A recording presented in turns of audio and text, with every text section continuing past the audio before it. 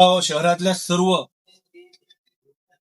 Solar धारक व metre धारक सर्व सोलर धारक आणि मीटर धारक जे असतील आपले ग्राहक त्या सर्वांना मी संजय शिंगारे नम्र आवाहन करतो की ज्यांनी ज्यांनी आपल्या घरांवर आपल्या व्यावसायिक प्रतिष्ठानांवर आपल्या आस्थापनावर आपण सोलर लावलेले असतील आणि सोलर लावल्यानंतर जर आपल्याला आपल्या सोलरच्या माध्यमातून तयार होणारी वीज आणि एमएससीबी कडनं घेण्यात येणारी वीज याच्यामध्ये जर आपल्याला अन्याय वाटत असेल, जर आपल्याला असं वाटत असेल की महावितरणकडनं आपल्याकडनं हे अतिरिक्त पैसे घेतले जात आहेत, अतिरिक्त शुल्क घेतले जात आहेत, अतिरिक्त आपल्याला वीज बिल देण्यात येत आहेत, तर त्यांना मी जाहीर आवाहन करतो, नम्र विनंती करतो की त्यांनी महावितरणमध्ये रीतसर आपल्या लेखी तक्रारी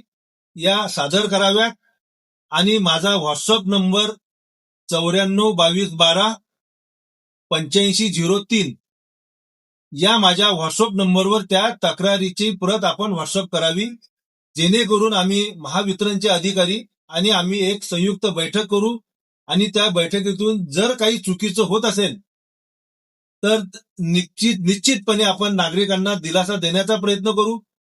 आणि जर या ठिकाणी जर नागरिकांवर अतिरिक्त आणि महावितरणच्या चुकीमुळे जर काही बिलं नागरिकांना आले असतील किंवा काही नागरिकांकडनं जर त्याचा भरणा करून घेतला गेला असेल तर तेही आपण महावितरणकडनं त्या नागरिकांना पैसे परत देण्याची नियमानुसार जर त्यांच्यावर जर अतिरिक्त जर त्यांनी पैसे भरले गेले असतील आणि जर ते सिद्ध होईल की यांच्याकडनं हे अतिरिक्त पैसे एक्सेस पैसे भरले गेले तर ते सुद्धा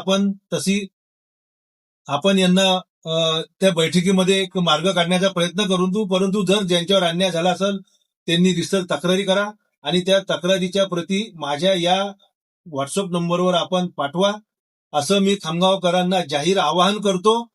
आणि तोपर्यंत साहेब किती दिवसाचा कालावधी द्यायचा आपण सांगा. तक्रार आल्यानंतर आपण लगेच सॉल्व्ह करू. मी नागरिकांना विनंती करतो की आज 16 तारीख आहे, आपण 25 तारखेपर्यंत आपल्या या तक्रारी महावितरणला आपण दाखल कराव्यात. 25 तारखेच्या नंतर महावितरणचे अधिकारी जी तारीख देतील ती महावितरणच्या कार्यालयात ती बैठक होईल.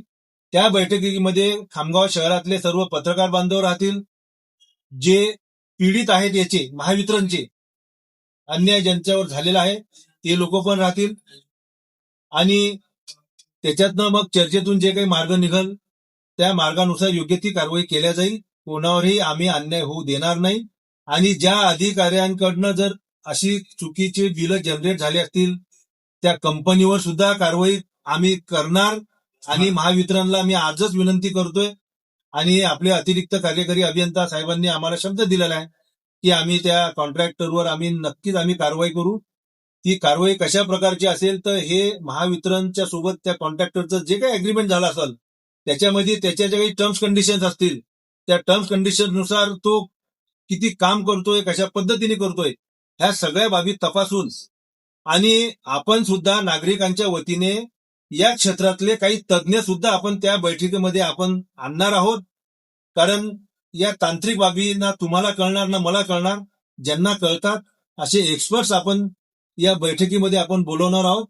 तोपर्यंत मी जाहीर आवाहन करतो 25 तारखेपर्यंत आपण आपल्या तक्रारी दाखल करा आणि 25 तारखेच्या नंतर सर किती दिवसात शॉर्ट आउट करू आपण कालावधी द्या. एक साधारण एक आठवड्यामध्ये आपण त्या सगळ्या तक्रारी निकाली काढू द्या. एक आठवडा आपण बोलताय म्हणजे 25च्या नंतर 30 तारखेपर्यंत तर 30 तारखेपर्यंत आणि 1 तारखेला आपण बिल हे लावा ना, मग आपण बैठक लावा ना. हो चालेल. 1 तारखेला आपण बैठक लावा. तर माझं सर्वांना विनंती आहे की 1 तारखेपर्यंत कोणत्याही सोलर ग्राहकाने आपल्याला जे अतिरिक्त सोलरचे बिल आलेले आहेत त्याचे पैसे भरायचे नाही.